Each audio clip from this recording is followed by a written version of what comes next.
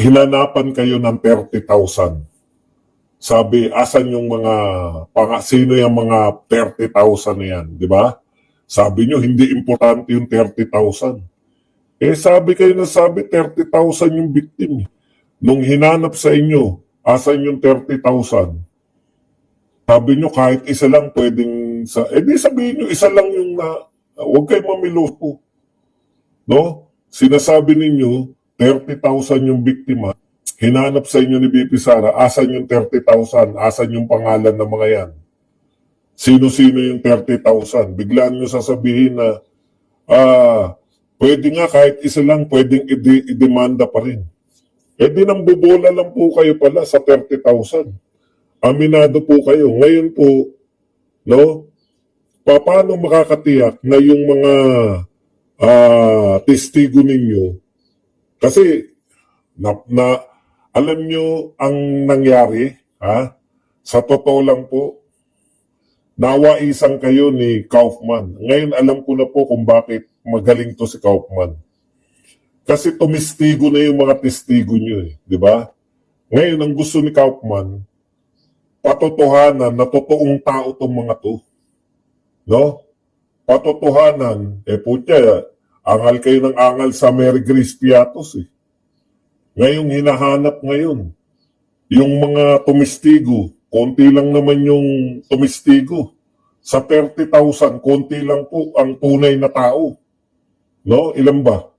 40-something lang. 40-something lang po yung tunay na may pangalan. Out of, ilan ba? 43? Out of 30,000, 43 lang po yung totoong tao.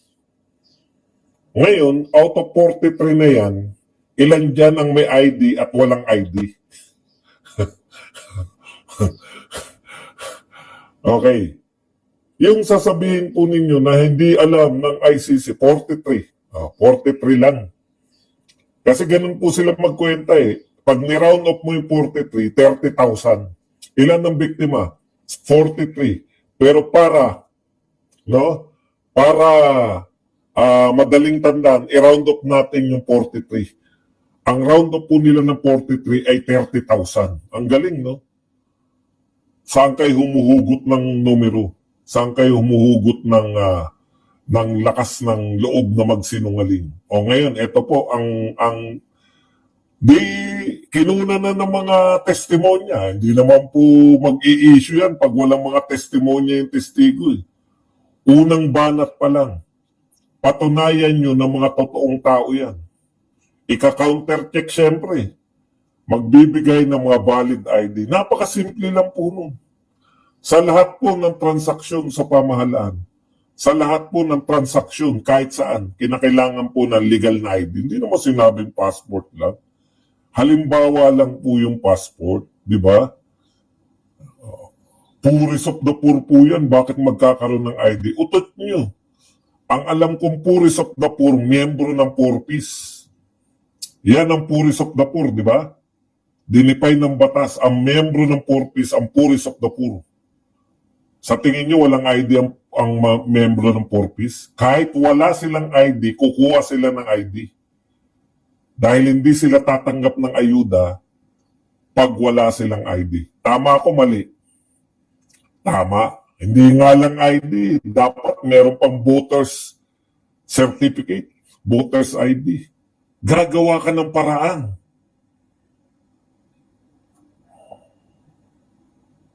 Wag na po natin, kayo naman, ibang usapan na po natin yung Porpis, kalokohan sa Porpis.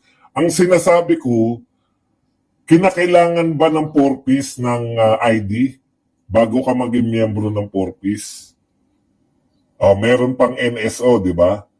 Yun yung point ko. Yung Porpis po ba, ang definition niya, puris of the poor? Puris of, huwag nyo na po munang problemahin yung Porpis kung sila ba illegal dapat na Porpis o hindi. Dito lang muna tayo kasi niloloko tayo Niloloko tayo nito ni Conti.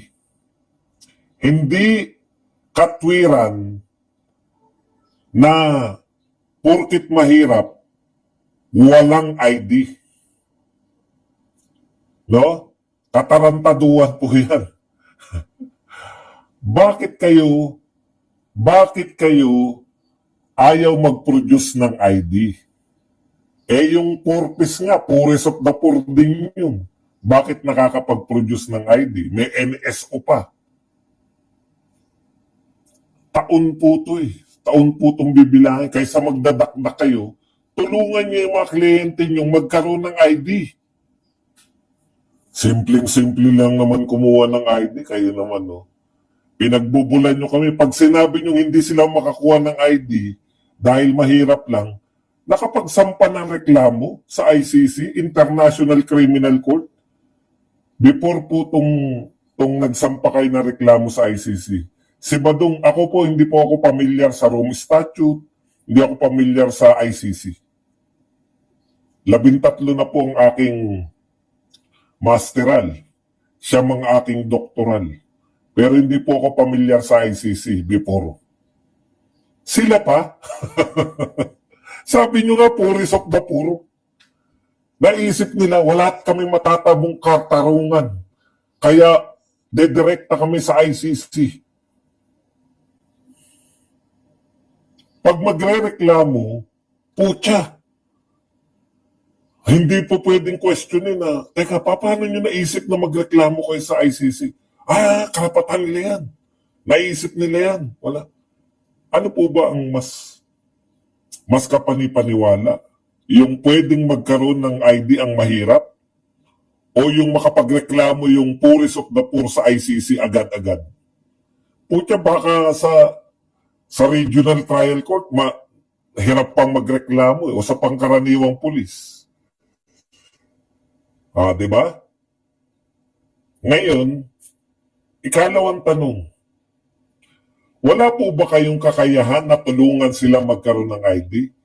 Mahal po ba talaga yung magpa-ID? Libre lang yung national ID. Libre lang pala. Yung ibang ID kaya, baka mahal. Nakapagreklamo nga sa ICC. Napakapagreklamo. Sa tingin nyo, sino tumulong sa kanila magreklamo? Sino po sa tingin nyo tumulong sa kanila magreklamo? Yung mga abogado. Hindi nyo sila matulungan. Pwede silang tulungan, no? Pwede silang tulungan na magreklamo kahit sa pinakamalayong lugar, pero hindi sila pwedeng tulungan na magkaroon ng ID. Ikalawang tanong, bawal po ba sa relihiyon ng mahihirap na magkaroon ng ID? Kulang kayo, papunta tayo dyan. Bawal po bang magkaroon ng ID ang mga... Meron po ba relihiyon sa Pilipinas na nagsasabi, pag mahirap ka, bawal magka-ID? Wala. Lahat ng mga relihiyon pwede. Pero matagal na tayo nakakabalita ng mga tao na ayaw magpa-ID. Ayun. May mga grupo rito na ayaw nila magkaroon ng ID. Kabilang ba yung mga testigo nyo sa grupong ayaw magkaroon ng ID? Kasi ang tindi ng problema nyo. May nalalaman pa kayong mga antay-mahirap yung paghanap ng ID. Talaga? Antay-mahirap? Pagkakaalam ko, bago ka magkaroon ng trabaho, janitor man o simpleng putya, yung magtitinda ka lang nga sa sample to. Sample kasi tawag sa palengke doon sa amin sa San del Monte. Magtitinda ka lang nga ng sample, may police clearance pa eh. Vendor ka lang eh. ID wala, katarantaduan. Binubolan nyo, yan yung problema sa inyo eh. Binubolan niyo yung mga tao.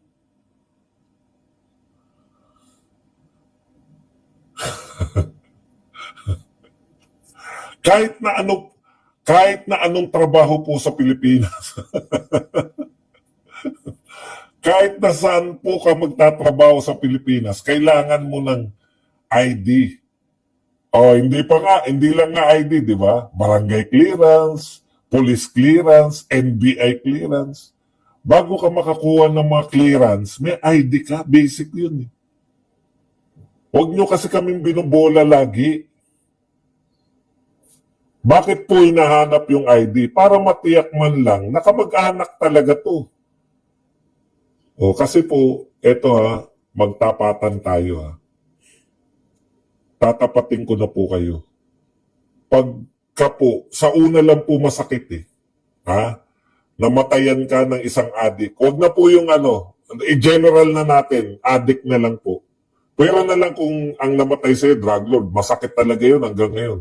Yung nagsasabi na hanggang ngayon nasasaktan yung mga biktima na namatayan sila. Pwede naman yun kung drug lord yung pamilya nyo. Siyempre, nawalan kayo ng malaking kita, di ba?